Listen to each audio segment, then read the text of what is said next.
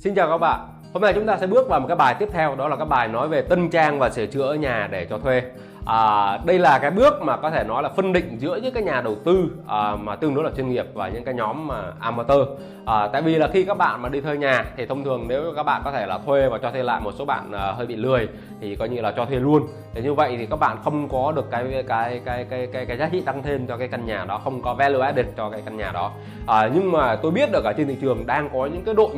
cái đội nhóm và họ làm khá chuyên nghiệp. Tức là khi các bạn đi thuê cái nhà đó, đằng sau các bạn là một cái đối tác và họ rất là chuyên về cái chuyện mà coi như là sửa sang lại những cái nhà, những cái đội thi công, những cái đội mà xây dựng đó. Và các bạn phải nên có những quan hệ đối với cái đội đó để mà thứ nhất là hiểu ý nhau, và thứ hai là do các bạn là khách hàng thường xuyên của họ, thế nên là cái giá thầu nó sẽ thấp hơn. Thì khi chúng ta coi như là nhận một cái nhà như vậy thì chúng ta nên coi như là có được một cái ý tưởng và concept và sửa lại cái nhà đó, sửa lại các căn phòng đó. Ví dụ như vậy, trong đầu các bạn phải hình dung ra được cái đối tượng khách hàng của các bạn là ai. Ví dụ như các bạn cho thuê một cái gia đình nhỏ, ví dụ như khoảng 3-4 người, ví dụ như vậy, dân công sở thì nó sẽ khác là so với lại những cái bạn mà đối tượng khách hàng của các bạn là sinh viên theo nhóm, ví dụ như 3-4 bạn sinh viên độc thân và thuê cái nhà đó.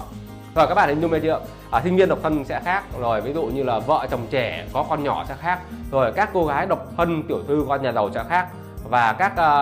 người mà có thể là các đối tượng khách hàng người nước ngoài nó sẽ khác luôn. Thì như vậy từng đối tượng khách hàng khác nhau thì các bạn phải hình dung được là cái chân dung khách hàng của mình, những cái người thuê tương lai của mình là những người như thế nào, và cái hành vi của họ, cái behavior của họ nó như thế nào, và cái sở thích, cái thói quen của họ như thế nào nữa đó, để các bạn có thể ra được những cái ý tưởng, những concept, và các bạn design cái căn phòng của mình, cái căn phòng cho thuê, và các bạn sắp xếp cái đồ đạc làm sao đó cho nó hợp lý. Ví dụ như vậy,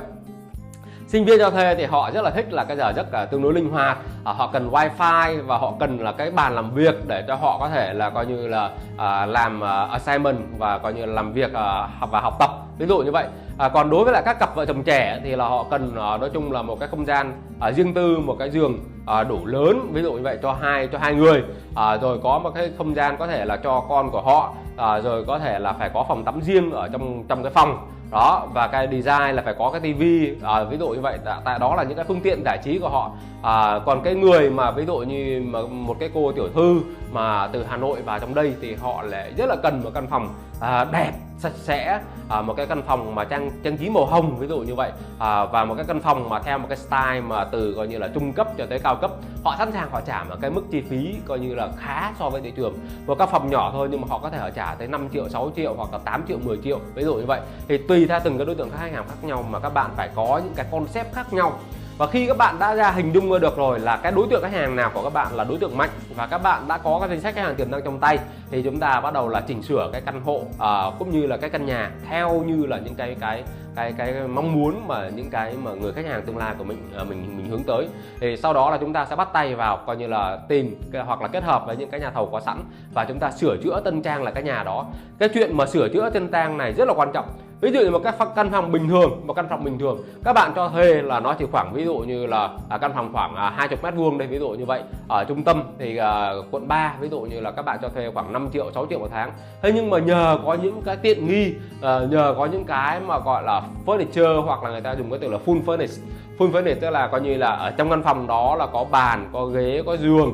có tivi, có tủ lạnh, có máy lạnh, ví dụ như vậy, có đầy đủ hết mọi thứ, rồi có wifi các thứ, chỉ có xách vali vào ở thôi, thì cái giá trị của nó tăng thêm rất là nhiều. Và khi các bạn mà chỉnh sửa căn phòng của các bạn ví dụ như vậy, và các bạn có thêm được những cái vật dụng mà cần thiết cho các người thuê, tại vì là rất là nhiều người thuê khi họ có nhu cầu là họ rất là gấp, họ cần một cái chỗ để ở ngay và họ không có thời gian để chỉnh sửa, không có thời gian để sửa sang lại căn nhà đó, và họ chỉ cần một căn phòng đẹp, và khi họ tới là họ sẽ chốt deal ngay với các bạn. Thế nên là cái feeling của họ đối với cái căn phòng của bạn cho thuê là rất là quan trọng. Thế nên các bạn phải để ý những cái đó. Các bạn đầu tư vào số tiền nhỏ thôi, nhiều khi chỉ vài chục triệu để mà tân trang lại căn phòng đó thôi. Thế nhưng mà cái mức mà tăng thêm, ví dụ như từ căn phòng 6 triệu các bạn hoàn toàn có thể cho thuê lên tới mức 9 triệu và 10 triệu. Và tôi đã từng chứng kiến coi như là những căn hộ bán và cho thuê mà nó nằm ở cái mức mà coi như là nó có những cái giá trị cộng thêm như vậy, rất dễ dàng để ra hàng, rất dễ dàng để mà cho thuê lại. Cái đó là những cái mà các bạn phải lưu ý. Thì cái thời gian mà các bạn mà thi công á, cái thời gian fit out đó có thể nó tùy theo từng cái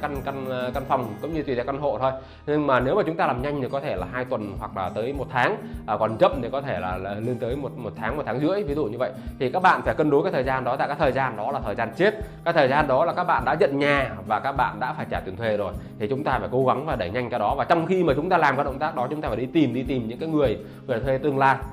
Cái đó là cái bước quan trọng ha. Cái này là các bạn phải để ý nha, các bạn phải nên có một cái đội nhóm đứng đằng sau các bạn để mà chuyên làm cái việc tân trang và sửa chữa. Đó thì là những cái đội thi công như vậy sẽ giúp các bạn nâng cao cái giá trị của căn nhà lên, cũng như là của căn hộ lên. Xin cảm ơn các bạn và xin hẹn gặp lại các bạn.